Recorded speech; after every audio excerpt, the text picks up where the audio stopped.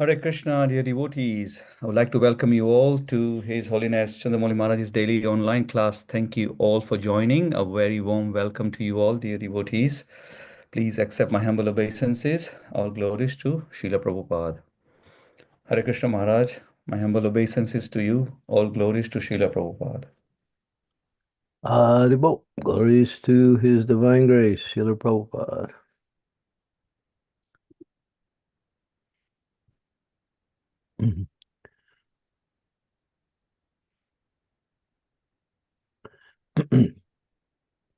Om Namo Bhagavate Vasudevaya. Om Namo Bhagavate Vasudevaya. Om Namo Bhagavate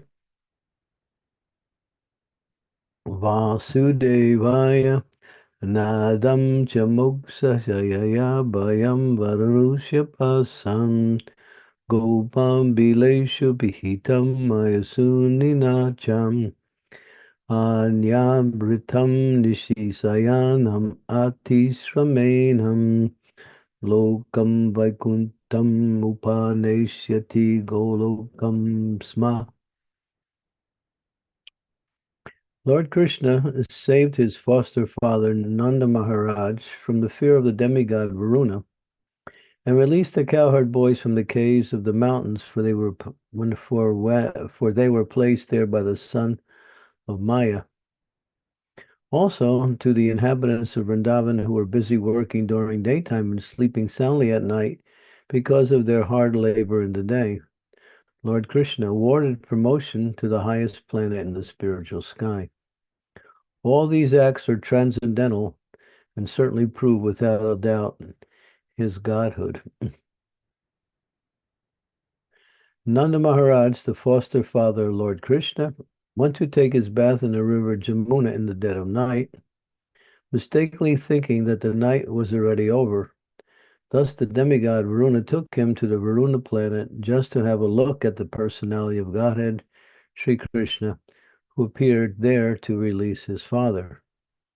Actually, there was no arrest by Nanda Maharaj by Varuna, because the inhabitants of Vrindavan are always engaged in thinking of Krishna, in constant meditation on the personality of Godhead and the particular form of samadhi or trance of bhakti yoga. They had no fear of the miseries of material existence.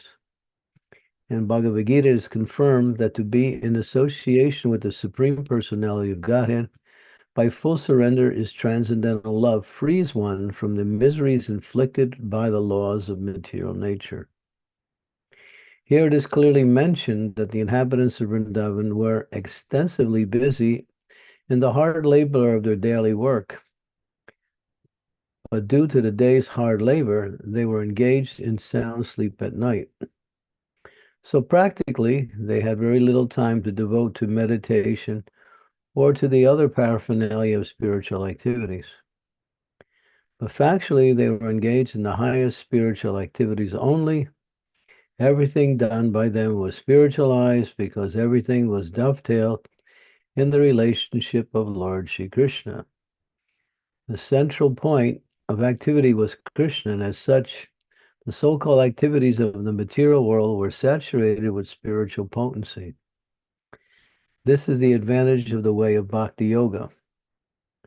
One should discharge one's duty on Lord Krishna's behalf, and all of one's action will be saturated with Krishna's thought, the highest pattern of trance and spiritual realization. Om Gyan Timidandasya Ganajana Salakaya Chaksun Militam Yena Tasmai Shri Gurave Namaha Shri Chaitanya Manobhistam Staptitam Yena Bhutale Swayam Rupa Kadam Mayam Dadati Swapadantikam Nama Om Vishnu Padaya Krishna Prastaya Bhutale Srimakte Bhakti Vedanta Swami Iti Namine Namaste Saraswati Deve Gauravani Pacharine Nirvisesa Sunyavari Pastyatya De Satarine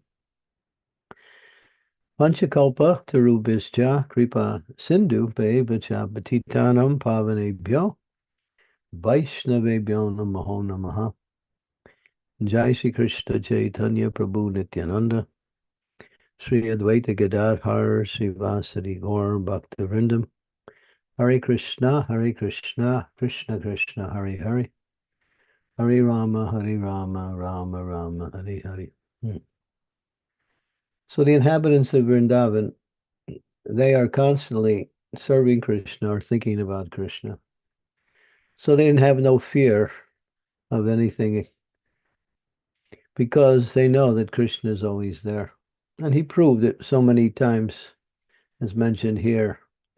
Of course, Varuna is not a demon, but he wanted to see Krishna. So he took the opportunity to find some discretion in Nanda Maharaj by criticizing him or blaming him for taking bath too early in the morning.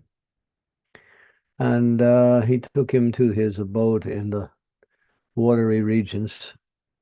When Krishna found out about it, he came. And as soon as he came, Varuna started to worship Krishna. Nanda Maharaj was shocked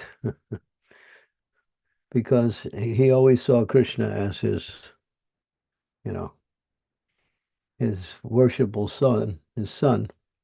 So the love was parental. Now he's seeing this big demigod worshiping his son as the Supreme Lord.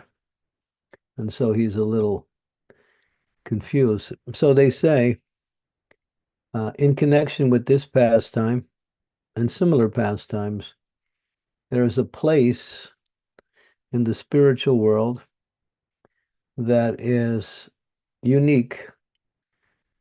And this is on the Goloka Vrindavan planet. On Goloka Vrindavan, it's divided into three sections. Those who worship Krishna in the mood of Vrindavan, those who worship the Supreme Lord Sri Chaitanya Mahaprabhu for the Sankirtan movement, they can attain that level and always be with Lord Chaitanya engaged in Harinam Sankirtan. And there's a third aspect to Vrindavan, wherein those who are on the Goloka planet, the highest, they see Krishna as the Supreme Personality of Godhead, which is completely opposite the mood of the Vrindavan Basis, who know only Krishna as the most beautiful and worshipful boy of Vrindavan. So this pastime kind of illustrates that, because when Nanda Maharaj saw Varuna, this big powerful demigod, he's not only a demigod, he's one of the more powerful demigods. And he was amazed to see how Varuna was so humble and offering so many nice pujas and prayers to Krishna that this sparked within him a little bit of concern of who is actually Krishna, his son.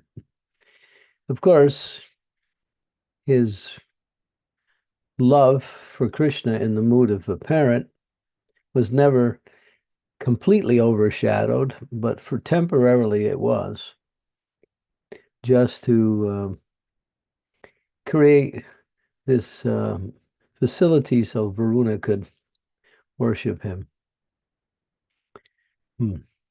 Here it also mentions that there's one very powerful demon. He's the son of Maya. I forgot his name. You can see it in the pastimes. He had stolen the cowherd boys and put them in a cave. And Krishna released them.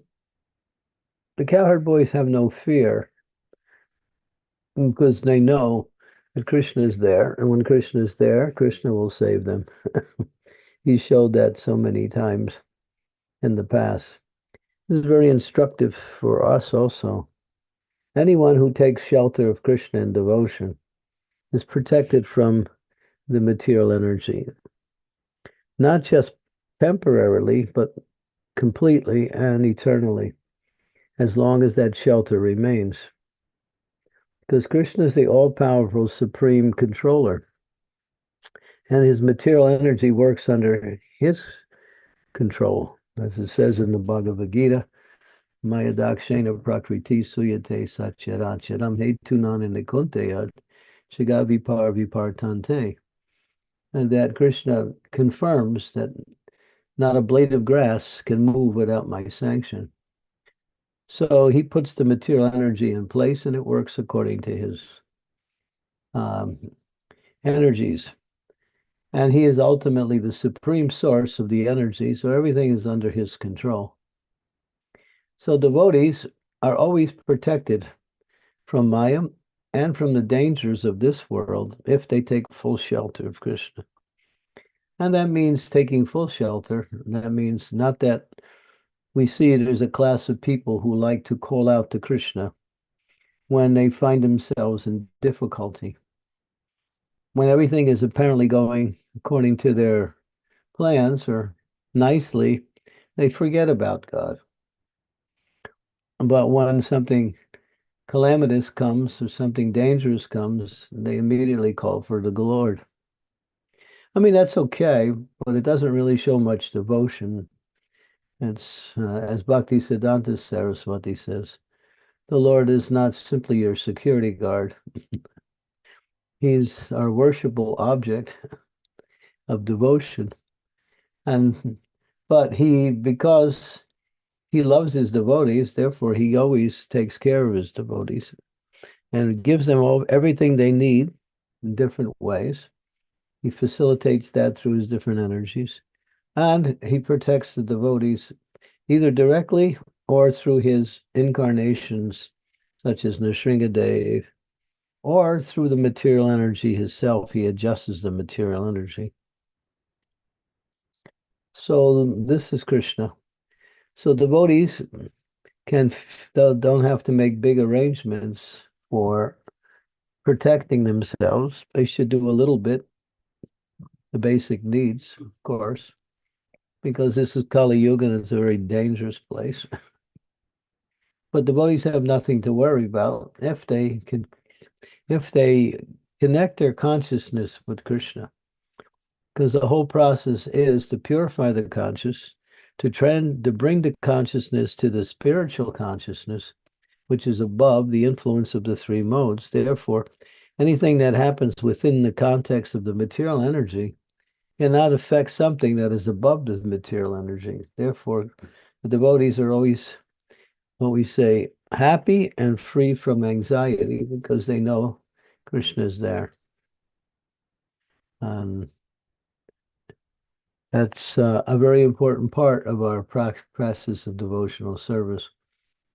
And generally, people sometimes want to make big, gigantic arrangements for their security and for their happiness, but just sufficient amount of arrangements, basic stuff, and just depend on Krishna. That's all.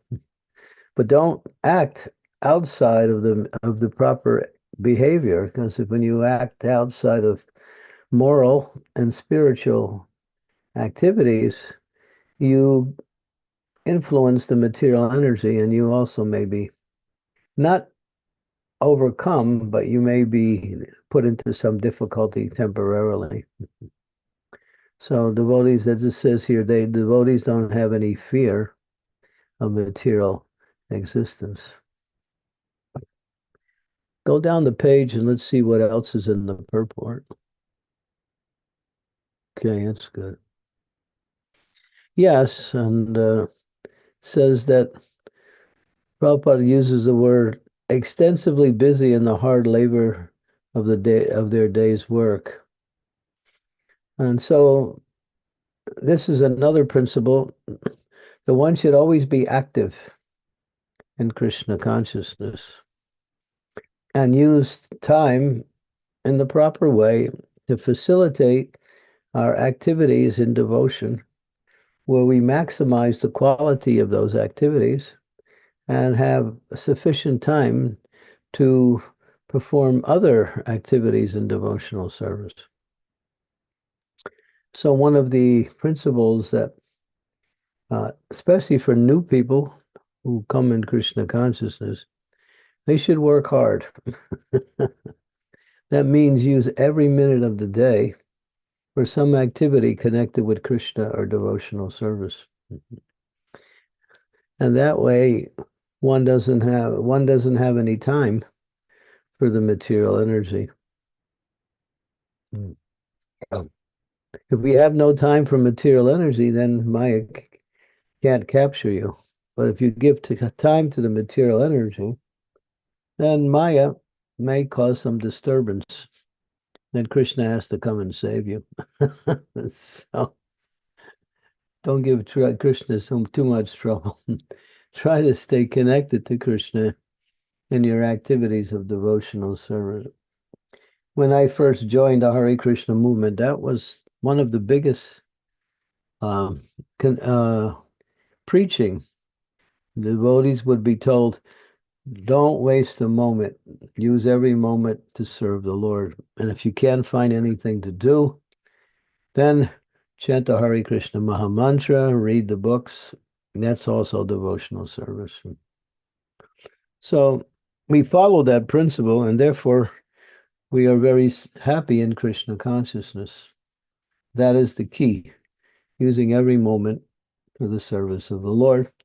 And you might say, well, we have our daily activities with family and occupation.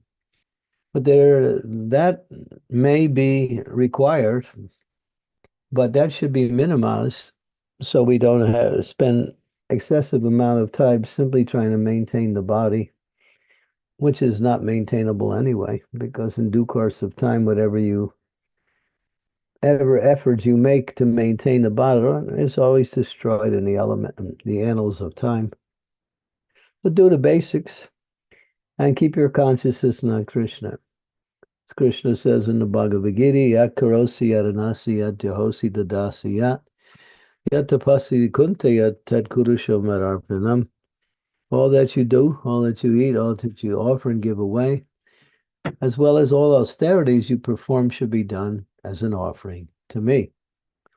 So Krishna, he is encouraging us to take full shelter of him constantly. And that way we can purify our consciousness and take our consciousness to the spiritual realm. Because the activities in devotional service, although they may look like ordinary activities, they're not ordinary. They're actually superordinary. They're above the three modes of material energy.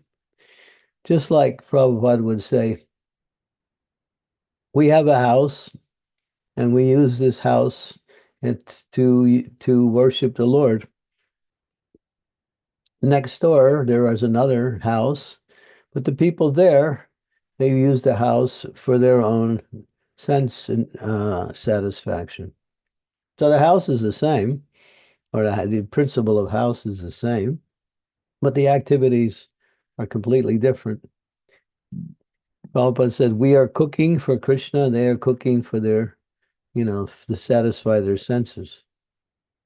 So the activities in devotional service may look similar to what the non-devotees perform, but they're actually, in essence, completely different.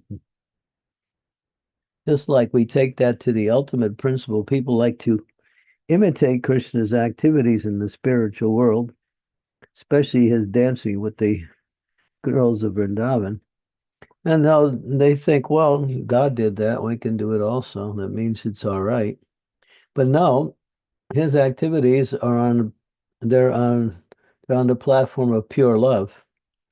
And there is no inebrities, there's nothing material, there's no sense gratification in these activities.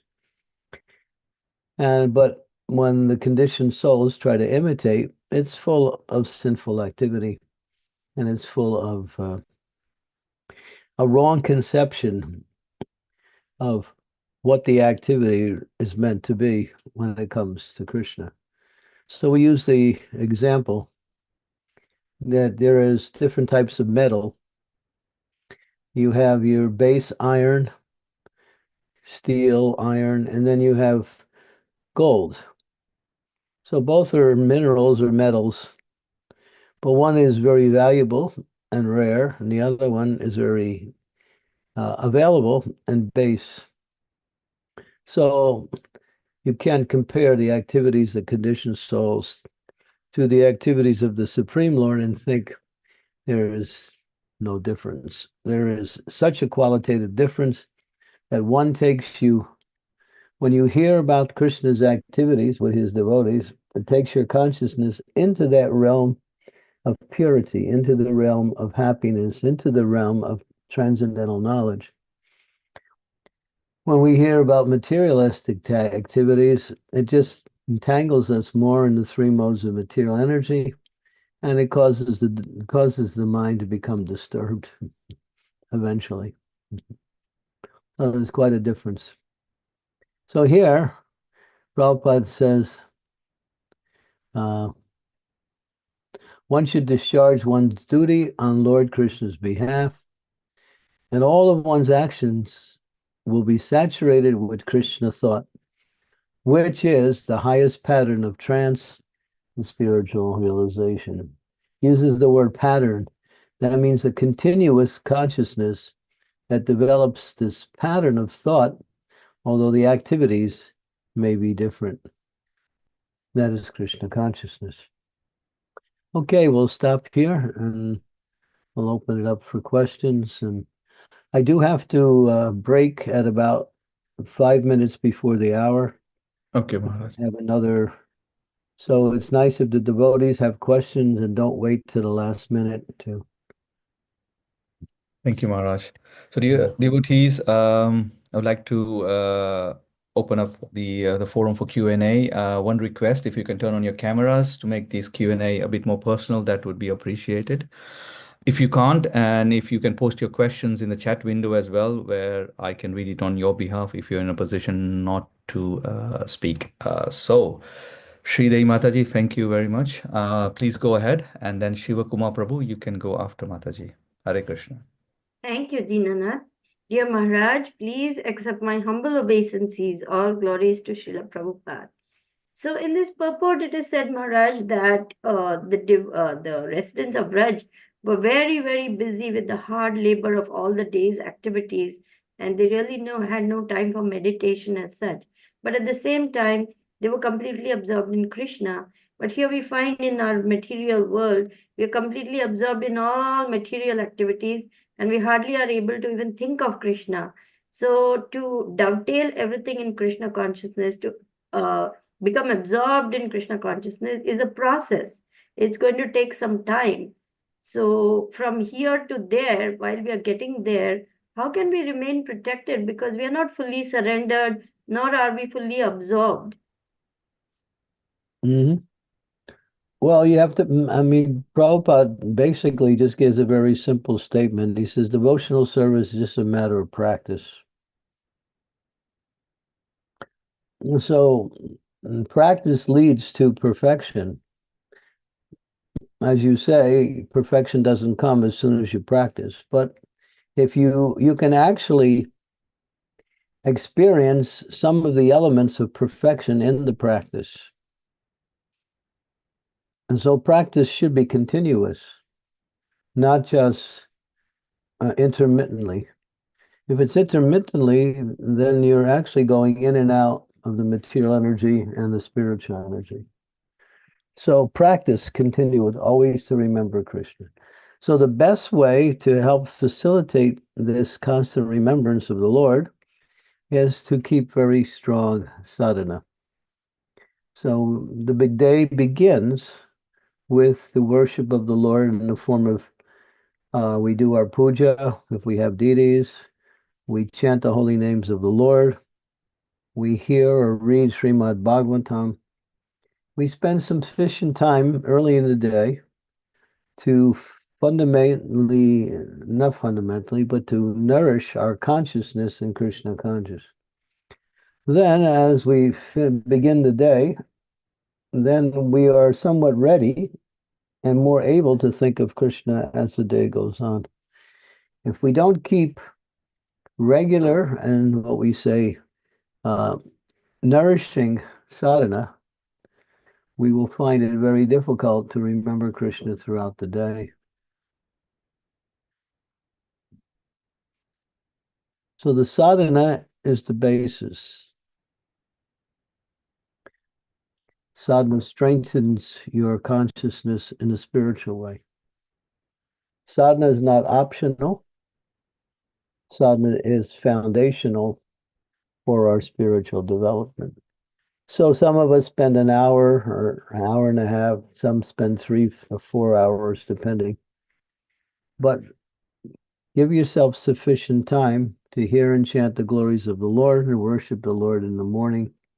And also hear from the acharyas, such as Srila Prabhupada, and also from one spiritual master. And that way that'll give you the Shakti, enthusiasm that you will need to stay fixed in your Krishna consciousness. It becomes easier to remember Krishna. If your sadhana is weak, then your day will be really difficult to maneuver your spiritual consciousness in and out of the different challenges that you meet throughout the day.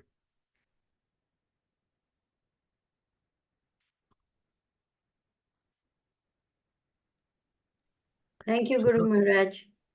My humble obeisances. Comes down to sadhana. Yeah.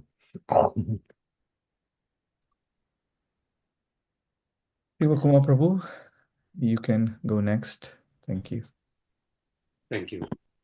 Hare Krishna Maharaj, please accept my humble obeisances at your lotus feet. Maharaj, one question I have, Maharaj, on the miseries of material life. In our experience, we see that both the distress and the pleasure bewilders. So there is this bewilderment aspect of both distress and the pleasure. I just wanted to validate my understanding, Maharaj. Would it be right to say that to the extent that I can tolerate pain or distress, to the same extent I can tolerate pleasure as well? Would that be a right understanding, Maharaj? There's no need to be in distress. Distress means something material. Under pressure, that can happen anytime to anyone. But distress is just a reaction for being under pressure, or just a wrong state of consciousness. If you're in distress, you can't think clearly. So better to remain calm even in reverse situations. You can practice that, remaining somewhat, what we say, unaffected by happiness and distress, and accept them as realities in this material world, that they will come automatically, and be ready for them. And then that's the type of pressure that you might have to undergo. But then you can use your intelligence to deal with the situation. If you're in distress, your intelligence is marred. It doesn't function in a distressful situation. Not to the maximum. Not to the maximum. Of course, you may overreact in a distressful situation. That's possible too. Or fail to react. So try to keep your consciousness. All right, happiness comes, distress comes. Just accept it but this is life.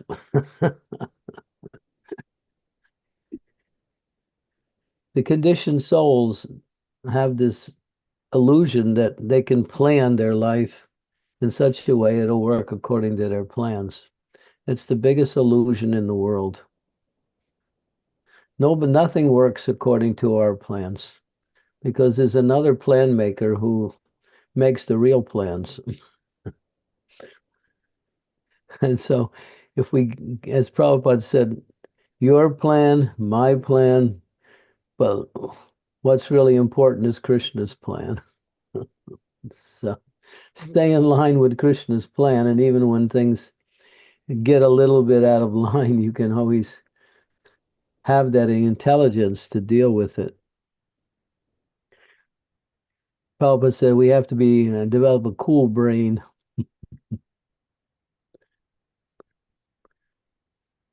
Not a hothead. Reminds me of a story what Prabhupada told. Not Prabhupada told, it was a situation. People sometimes ask why you shave your head. You want to keep a cool brain. So,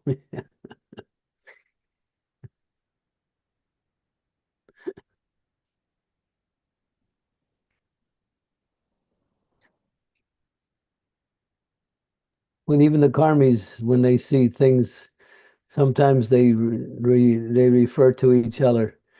Just chill out, will you? Don't get overly heated about a certain situation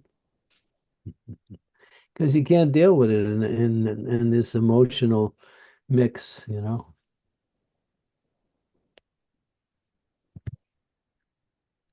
But it's all due to our attachments. So we have to stand back and not become so overly in the mood of trying to control everything. If we remember Krishna, then Krishna will control everything.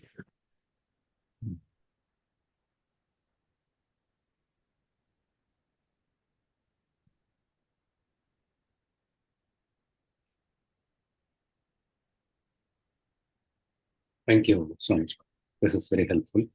And Adi. Thank you, Prabhuji. Kishori Vallabha Mataji, please go ahead and ask your question. Hare Krishna, Guru Maharaj, please accept my humble obeisances, all glories to Srila Prabhupada. Maharaj, you mentioned the pastime of Varuna and Nanda Maharaj, and how Nanda Maharaj was surprised seeing Krishna being worshipped with awe and reverence. So I just wanted to understand for us, as in when we go to the temple, we see the deities and I see them with awe and reverence. But whereas when I'm at home with my deities at home, the relationship is a bit more personal. So is that kind of the mood that we should have with our deities at home? That's a mood, something you develop by way of service. Personal, but not familiar. Of course, we have examples. Was Bamsi Das Babaji Maharaj. He used to chastise his deities. I'm a Babaji and you want a big meal. I can't provide a big meal for you. I'm sorry.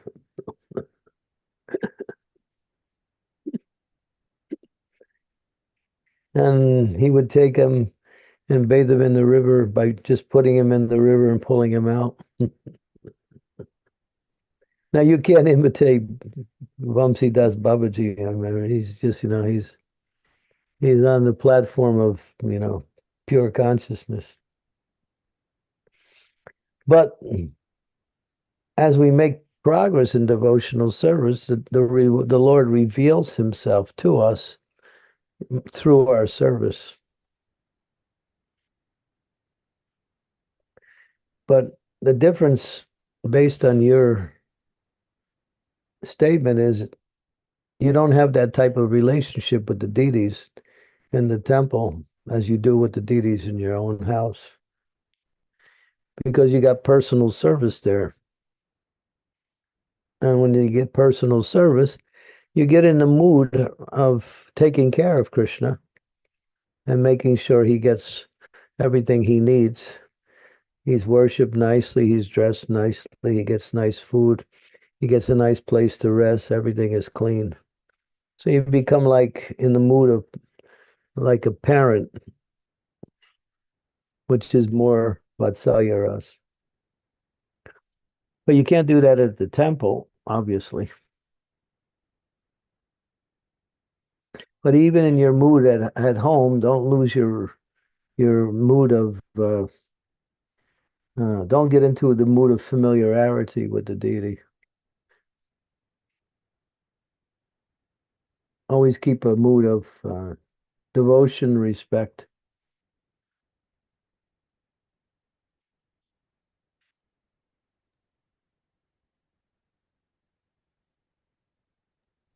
Sorry, Garaj, can I just ask a bit further? What does it mean when we get too familiar with the deities? Like what would that look like?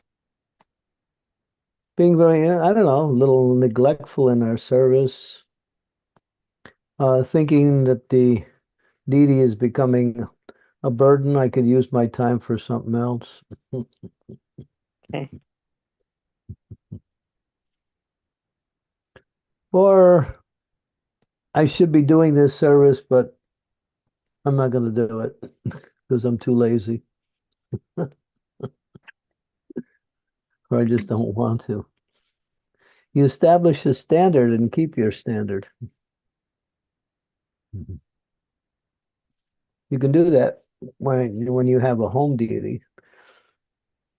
If the temple deity is different, and in my case, I have travel deities, so the time factor is always adjusted with me when it comes to worshiping my deities because of traveling around. But I try to keep another standard, which is not influenced by the time factor.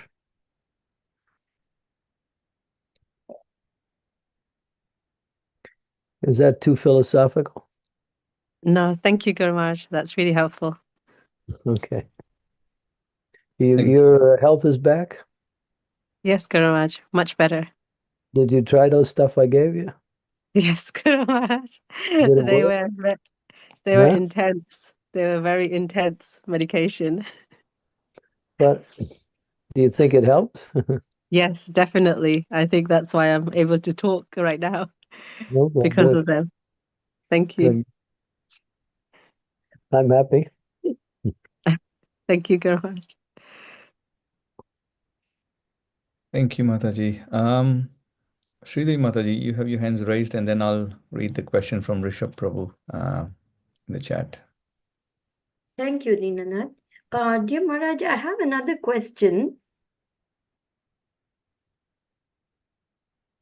Go ahead. Sorry. When it says that we should not over endeavor in devotional service because that will also spoil our bhakti, I'm a little concerned about fundraising, etc., for building big temples. When really the urgency is to develop our own self-sufficient farm community so that we have some food to eat and milk for our children when war breaks out. I understand that everyone needs a place of worship. A gorgeous, beautiful temple is nice, but isn't it more urgent to establish farm communities than to build big, opulent, gorgeous temples right now, given what's happening? No, we didn't. I think both should go on. Okay. We shouldn't neglect the farm communities for these big projects.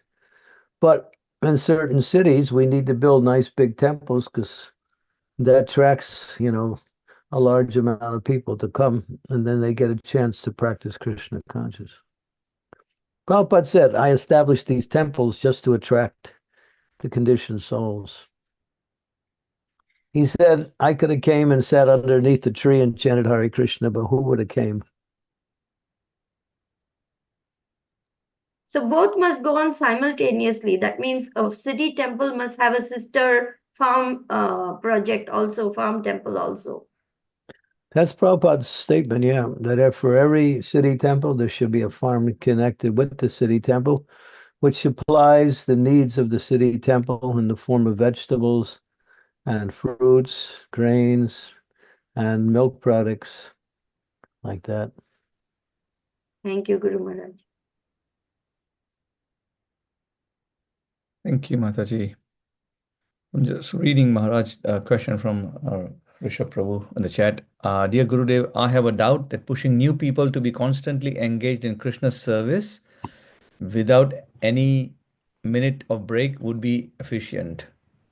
Because even if everybody is engaged, even if the body is engaged, the mind can be all over mental sense platform, which is almost the case with new people. You would need to be constantly over them. In that case, know they know to feel bullied by the Bhakta leader. Please clear my doubt and tell us how it worked in Prabhupada's time if possible. Eager to learn these things for spreading the movement. Well, I never said you should, take new people and put them under this regimen. This is for devotees who are living in the temple who are surrendered. Those who can cultivate Krishna consciousness in their homes and use all of their time in that way. And these are devotees that are fixed in the process. They want to know how to perfect their Krishna consciousness.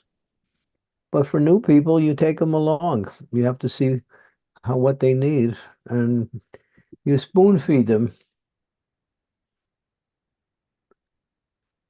Prabhupada said, in like a needle, out like a plow. So for new people, you give it to them in increments, slowly, and see how they accept what you offer, and then cultivate them on that level. And then you gradually give more. But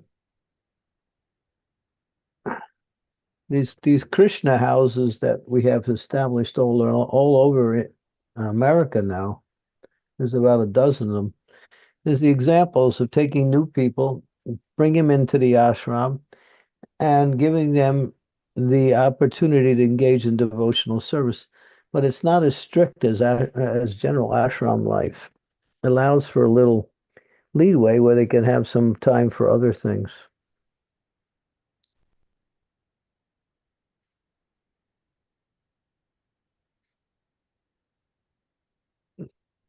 Krishna consciousness should be cultivated and not forced.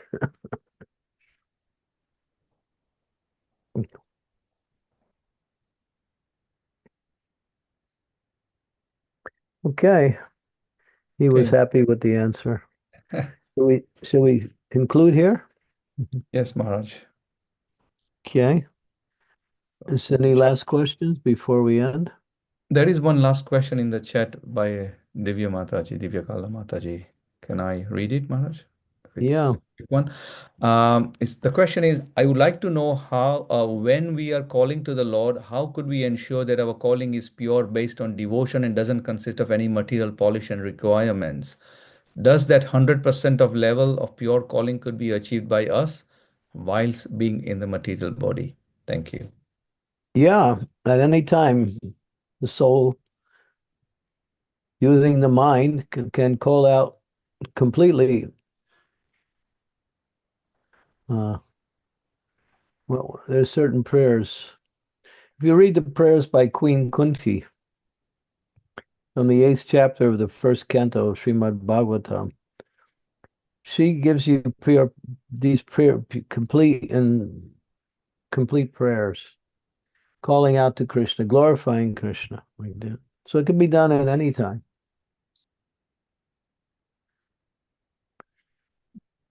But also check your motivations. See if you simply want the mercy of the Lord, or do you want Krishna to give you the mercy in the way you want the mercy? Because you can't say, I want mercy, but it should come like this.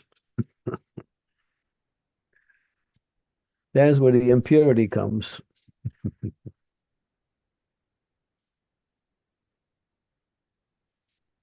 So, helplessness, what is it?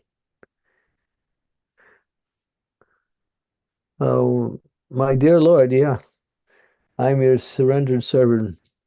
Please give me a mercy so I can free myself from all of this entanglement in the material world and I can worship you in pure, loving devotion.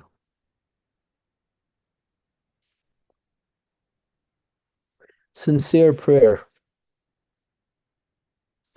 And we read the prayers of the great souls mentioned throughout the scriptures, particularly Bhagavatam.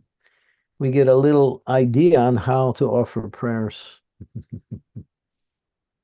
We can use them as inspirations for our own prayers like that.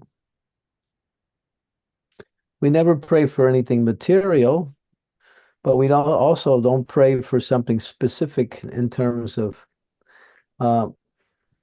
something that we can praise for something specific, but it shouldn't be in the mood of ordering Krishna. This is my prayer, and so you have to fulfill my prayer. It's like that. Prabhupada said Krishna is the order giver, and he gives the orders to engage in devotional service. So we accept his mercy coming in different ways. His mercy really is the instructions we receive in the process of devotional service. But still, the heartfelt desire of the individual to want to reach closer to Krishna, offer more love, more attachment, more surrender. These prayers can be offered, but without any preconceived idea. Just offer it purely and leave it up to Krishna. But make sure you don't pray in such a way that if Krishna fulfills your prayer, you become what we say alarmed. It's too much. He's taking too much away, or he's making it too difficult for me.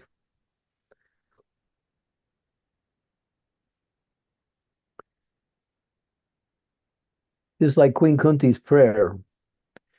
Let those calamities come again and again. She's asking for calamities. She's not just being pretentious. Why? Because she's in a position of being worshipped. She's a glorious person. She's surrounded by devotees and others who are very much in the mood of honoring her in different ways. She doesn't want that anymore. She wants to be in a situation where she can call out feelingly to Krishna, Krishna, save me. So calamities inspire that type of prayer. But we don't have to ask for calamities. We can just accept Krishna's mercy as it comes when we offer our sincere prayers. Like when we chant the Hare Krishna mantra, we're asking Krishna for service.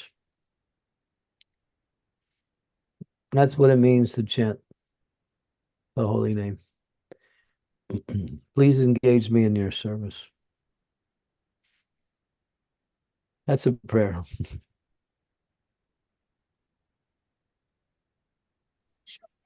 Thank you, Guru Maharaj. Thank you, Divya. It was nice to see you at the Birmingham Kirtan program. So much, Guru. Thank you so much for your mercy and blessings. Thank you for being there and giving us enthusiasm. Thank you. Thank you. Thank Okay, you. so We can conclude. Yes. So Vancha kalpatarubhyascha kripa sindhubhya eva cha patitanam pavanebhyo vaishnavebhyo namo namaha. Samaveta Bhakta Vrinda ki jai, Srimad Bhagavatam ki jai, Srila Prabhupada ki jai. Yeah.